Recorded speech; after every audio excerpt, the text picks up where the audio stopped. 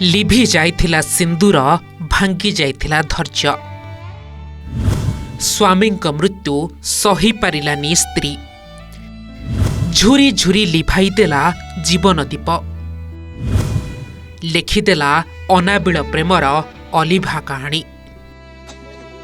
कांद बोबाड़ी रे फाटी पड़ुछि घर अगणा। आत्मीयंक चित्कार रे कंपी जाउछि परिवेश। गोटिए दुखरू बाहरी नथिबा बेले छिंडी पड़िछि आउ एक दुखर पहाड़।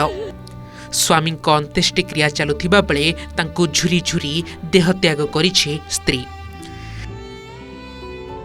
एमिति एक घटना बालेश्वर जिला बस्ता ब्लॉक बालीसाही ग्राम को शोक सागर रे भसई देछि। गाँर श्रीकंठ मेकापंक शुद्ध घर चलुथिबा बेले तांकु मने पकाई हृदघात रे प्राण हराइछंती तांक पत्नी सुलता। बापा 27 तारिख दिन गला क्रिया दिन की मार सेवा कर चिंतार थे बहुत से 27 तारिख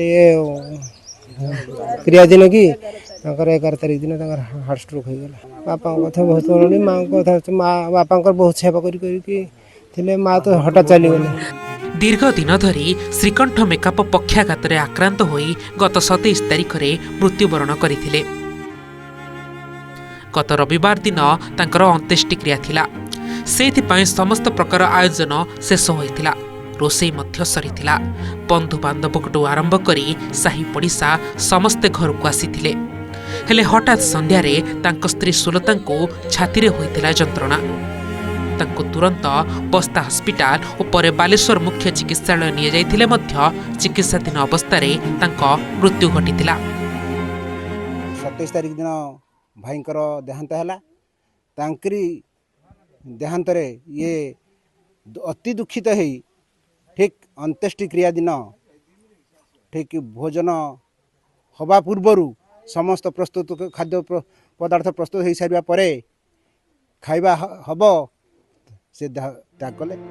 श्रीकंठक रोग सज्जार साथी साजिथिले सुलता। तांको सबु सेवा जत्न से ही करुथिले। बोधहुए एही गभीर भल पाइबा हिथिला जेउथिपाई स्वामींक मरण रे तांकु आउ बंचिबार राहा मिली नथिला।